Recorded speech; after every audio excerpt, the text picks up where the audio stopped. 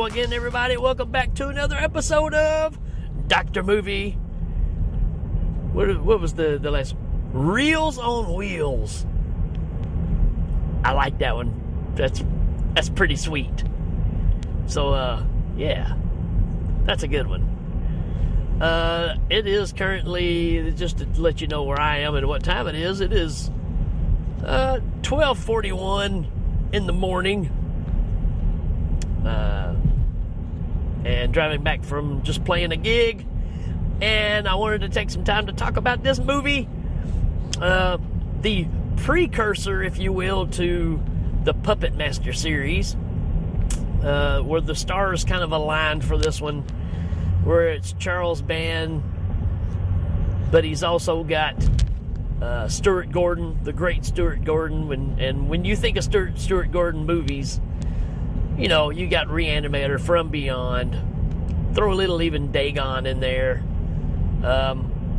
This is the one that kind of gets overlooked, I think. But Stuart Gordon, you got Usna as well producing this. But it's a Charles Band production, and you got Richard Band doing the music. So, I don't know. Things kind of align for this one, and I am talking about the movie called Dolls from 1987. Like I said, kind of the precursor to the Puppet Master series. A lot of similarities here in a way, and this is a fun flick, and it is a horror / supernatural is what they got on here. As far as the cast, not a lot to really go over.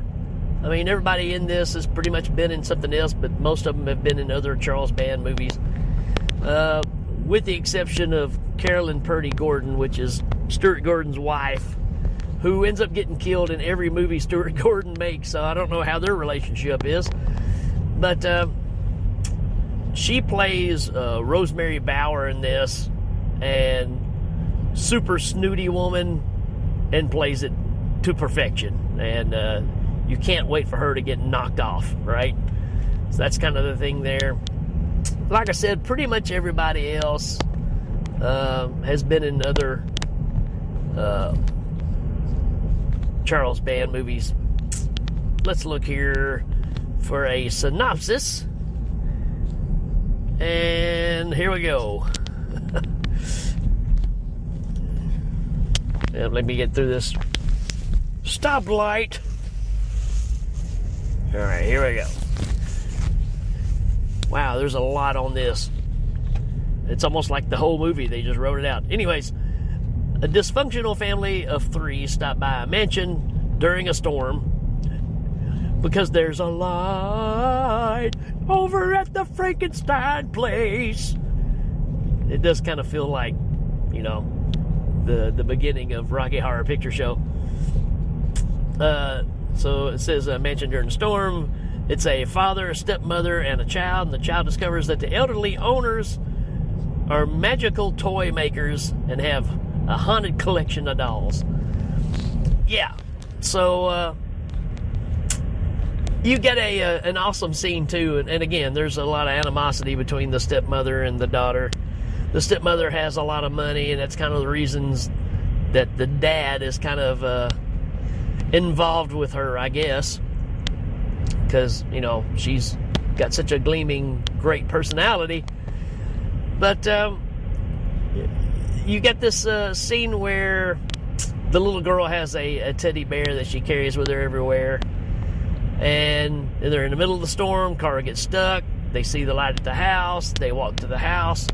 But the stepmother, Rosemary, makes her leave the teddy bear behind, only for the little girl to use her imagination and imagine that the teddy bear grows into a full-size, super large teddy bear, and then it busts open, and a big scary bear comes out of the middle of it and chews up the stepmother and the father. But then you realize it's just all in her head. It's a lot of fun. But you end up being at this house, and then you get random other people that show up because their car gets stuck too because of the storm. the elderly people that have the mansion are spooky looking people as well. But yeah, there's these dolls everywhere. And, you know, you don't have a high body count in this because there's really only 6 people that are kind of expendable in this, and they're not all going to be expendable, right? So, kind of a low body count. But this thing, I think, moves pretty quick. And I have to say, these dolls are really creepy because so many of them look like the dolls that, like, your grandparents or great-grandparents would have in their house with, the porcelain kind of dolls with the eyes that, are real glassy and seems like they look at you no matter where you go. So many of these dolls in this movie are kind of like that. Older style. And there's a big secret with the dolls, right? Because you keep seeing POVs of stuff that's down low to the ground, and you're hearing like little giggling and all this kind of stuff. So it takes a little while for you to see what's actually going on, but these dolls actually are getting around on their own. And they pretty much do whatever they want to do. And the clever thing about this movie is restocking the shelf, I guess is a good way to put it. It's almost the same idea of what we have in Texas Chainsaw with, there's a supply and demand at the little grocery store, then people want good barbecue, and so people show up at the house and, hey, this is how we're going to make the barbecue, right? You could even say Motel Hell, right, which kind of took it to a different direction. But when there's a shortage of dolls, then random people show up, and when people get killed by the dolls, eventually they become dolls. And that's a thing that really makes this interesting, because it's one thing to be killed by dolls. I always go back to Barbarella, right? The dolls with the metal teeth that chomp down on her and stuff. That's pretty creepy stuff. These dolls are more free roaming, running around, but you get these 2 girls that show up. They're kind of new age or new wave punk rock girls. One of them's dressed a lot like Madonna, with a lot of extra facial makeup going on. And she decides that this house is full of antiques, so she's going to sneak around, steal some stuff, and then when they leave, they'll, sell the stuff and make a little loot, right? And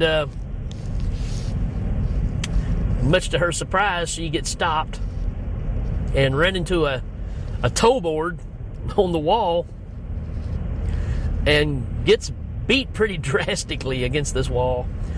And so these little dolls are pretty dang violent. And again, that's why we're watching this.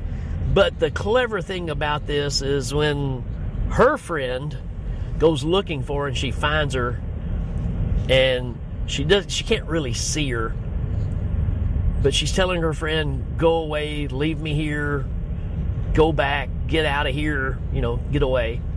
And when she finally sees what's going on, her friend, the one that was stealing the stuff, is literally changing into a doll. Hadn't really started shrinking yet, but her face is getting real porcelain-like. Her eyes, her real eyes are falling out, which get replaced by, I guess, fake eyes. You can kind of run with your imagination on this.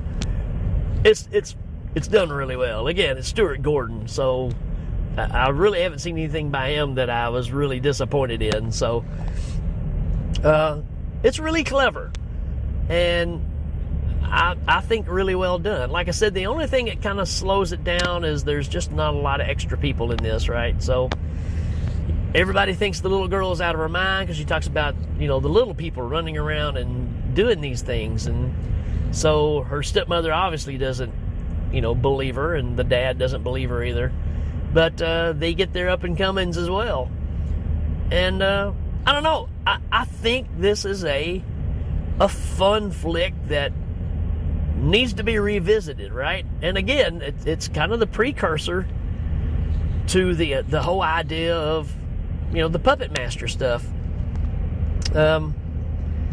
There's some of these shots, obviously some of it is kind of stop motion, but the way that they did it, and they mixed it together with some kind of puppetry, I guess, in real time, it really works. So again, I got to go with the idea of this made them go, this looks good enough that you can kind of run with it, right? And turning into what the Puppet Master became. You kind of get a glimpse of it in the Ghoulies flicks too, right? Because they're starting to experiment with some stop motion with that. So this kind of takes that to the next degree and really ups the game. And for what this movie is and what these characters are, it really works well. So to me, it even really holds up really well. So the movie is a little more, even with everything that's going on, it's still a bit lighthearted, right? Because the whole idea behind it is, well, like they say in Step Brothers, never lose your dinosaur, right? It's about staying true to yourself and, understanding that toys are a part of you and you become a part of them. And,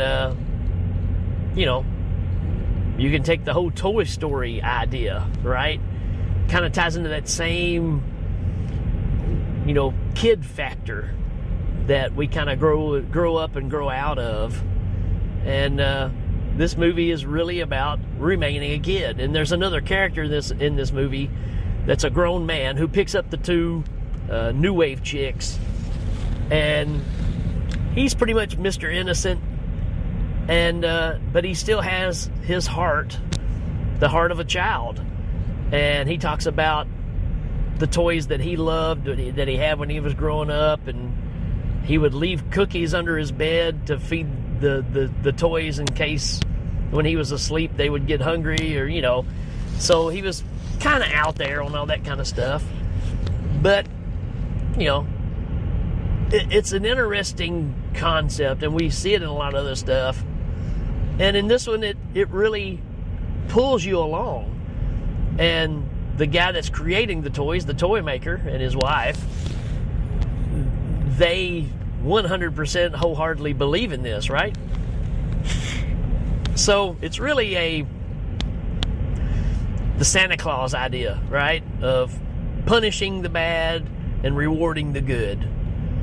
It's really what this movie comes down to, because it ends up being a very, Hansel and Gretel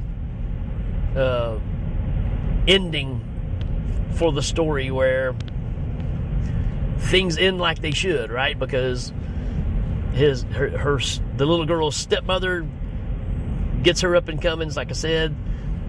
The dad, we get to see transformed by the end of it. And then the little girl ends up riding away with this other main character that, loves the dolls, and he's going to take her back to her mother's. And the little girl's already got it in her head that she wants to hook up her mom and this guy because he's such a good guy. So, it kind of carries you through this kind of stuff. It's good storytelling. It's done really well. Like I said, the only thing that's probably going to hurt this from a nowadays standard is just not a lot of people to be knocked off. But the ones that do, it's pretty dang awesome. It's not every day that you see a group of toy soldiers line up and fire their muskets and it blow big holes through somebody. And like I said, these little characters are brutal. They got little bitty saws and little bitty knives, and they're like cutting people's feet and all this kind of stuff. It's good. I've really enjoyed revisiting this one. and I think you should check it out. And just like always, this is on Tubi, and I don't know, I think this one is a well-made flick. So with that, I'm still going to give this just a 3 out of 5, right? Just right in the middle of the road. I just kind of feel like that's where this one is. But for what it is and where it came from, production-wise, this is actually a lot better than it probably should be. I'll just leave it with that. So there you go, folks. What's your thoughts on Dolls? Because it's not really a hard-to-find flick. It's just one I think that gets overlooked when you talk about Stuart Gordon stuff. Let me know what you think on this one. I gave it a 3 out of 5. It could easily be a 4 out of 5. It's right there at it. But I don't know. I think because of the style of movie it is, and some of it's a little cliche now when you see it, but it's still well done. That kind of pulls it back a little bit. All right, folks, that's it for this one. Hope you enjoyed it, and we will check you later.